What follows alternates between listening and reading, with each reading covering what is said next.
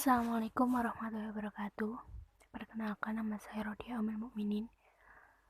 Saya di sini akan menjelaskan tentang mengenal perangkat keras dan fungsinya untuk keperluan akses internet dan intranet.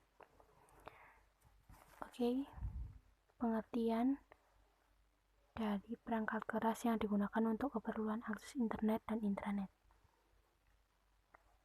Perangkat keras komputer adalah perangkat yang terpasang dalam sistem komputer yang berbentuk fisik, dapat dirasakan, dan tentunya keras. Perangkat keras ini menentukan kinerja sebuah komputer. Selain dari perangkat keras yang terpasang dalam sistem komputer, perangkat keras juga ada pada jaringan komputer yang digunakan untuk menghubungkan antara komputer maupun berupa peer-to-peer ataupun sambungan langsung ke internet. Koneksi internet akan dapat diakses jika kita mempunyai perangkat-perangkat keras yang berfungsi untuk menghubungkan kita dengan jaringan luar internet. Ketika perangkat-perangkat tersebut sudah lengkap dan sudah sesuai fungsinya, maka internet akan mudah kita akses.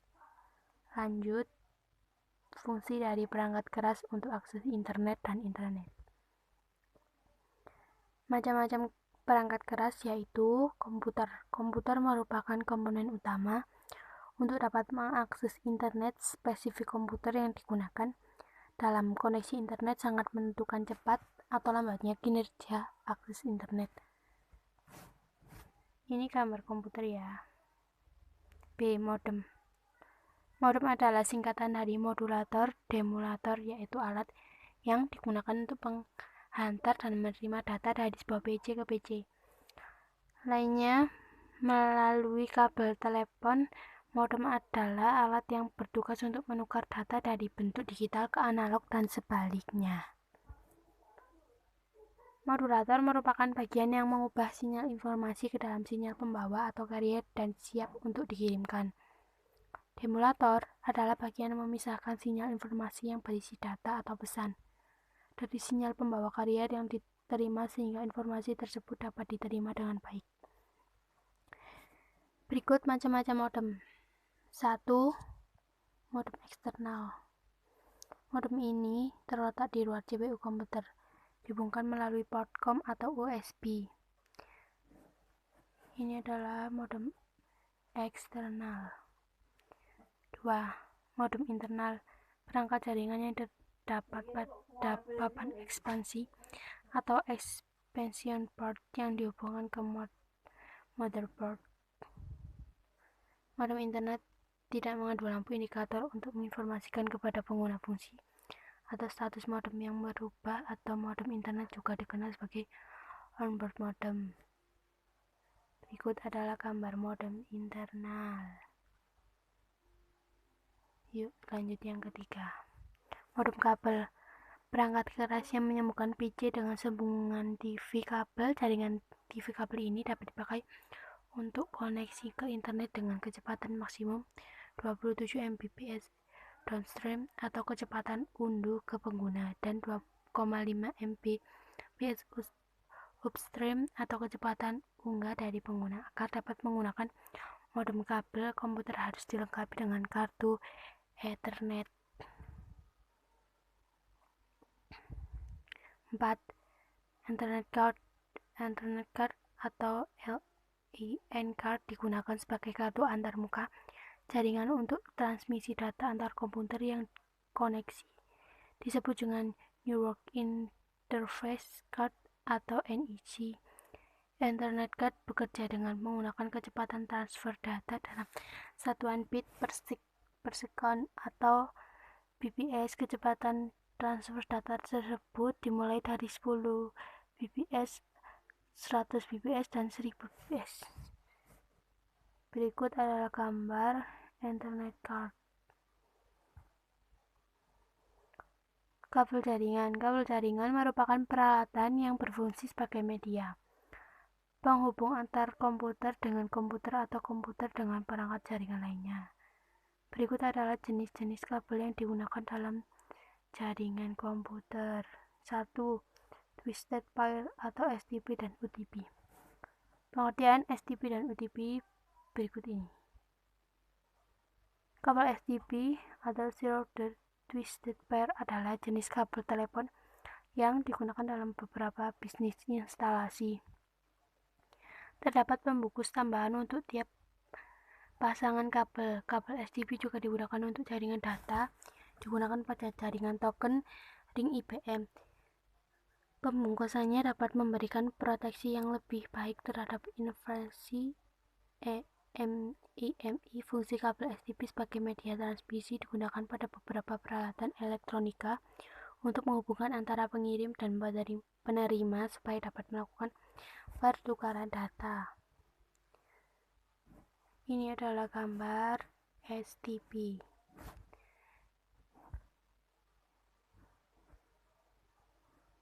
Kabel UTP, United Twisted Pair. Kabel UTP adalah jenis kabel yang terbuat dari bahan penghantar tembaga, memiliki isolasi dari plastik dan terbungkus oleh bahan isolasi yang mampu melindungi dari api dan kerusakan fisik.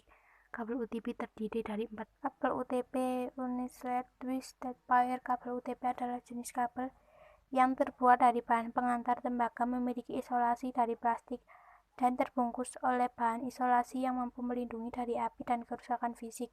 Kabel UTP terdiri dari 4 pasang inti kabel yang saling berbelit, yang masing-masing pasangan memiliki kode warna berbeda. Fungsi kabel UTP yaitu digunakan sebagai kabel jaringan LAN atau Local Area Network pada sistem jaringan komputer, dan biasanya kabel UTP mempunyai impedasi kurang lebih 100 ohm, serta dibagi menjadi beberapa kategori berdasarkan kemampuannya sebagai penghantar data.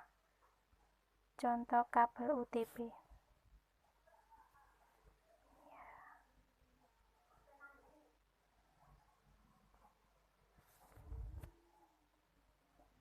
Dua koaksial, jenis kabel yang memiliki dua bahan penghantar konduktor berupa kabel solid terbuat dari tembaga sebagai inti, kemudian dilapisi sekat isolator dan dililit kembali oleh penghantar berupa kabel serabut yang terbuat dari tembaga atau aluminium sebagai penghantar bagian luar.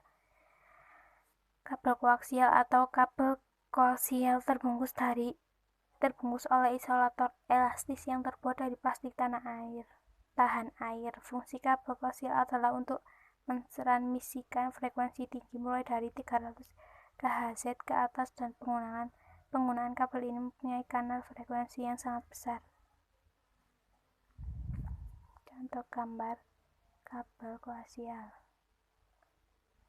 3. Fiber optik, saluran transmisi atau sejenis kabel yang terbuat dari kaca atau plastik yang sangat halus dan lebih kecil dari selai rambut, dan dapat digunakan untuk mentransmisikan sinyal cahaya dari suatu tempat ke tempat lain. Sumber cahaya yang digunakan biasanya adalah laser atau LED. Contoh gambar fiber optik. 4. Konektor. Konektor adalah alat yang menghubungkan kabel dengan network. Adapter. Apabila tidak ada konektor, kabel jaringan tidak dapat terhubung dengan network adapter atau NIC. Gambar konektor.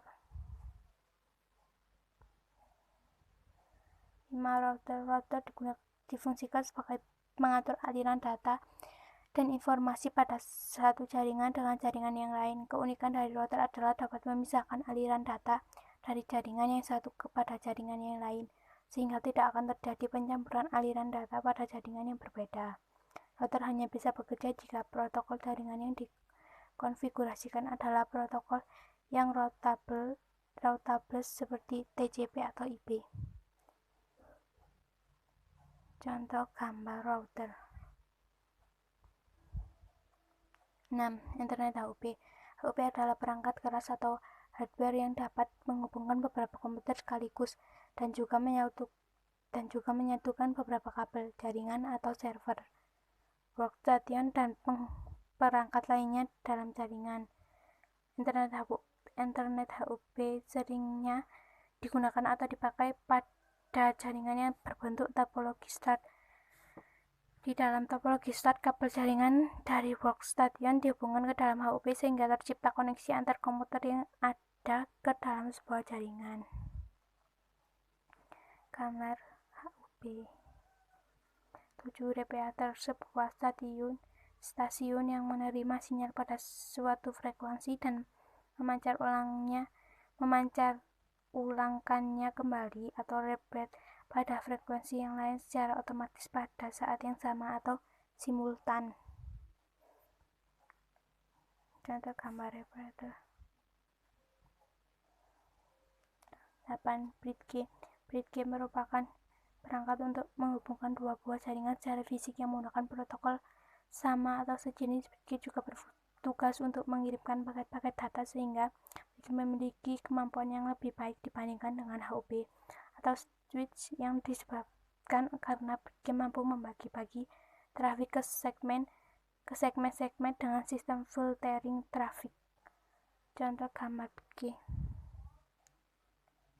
9. Access point. Access point berfungsi sebagai pengatur lalu lintas data sehingga memungkinkan banyak sisi lain dapat saling terhubung melalui jaringan New York.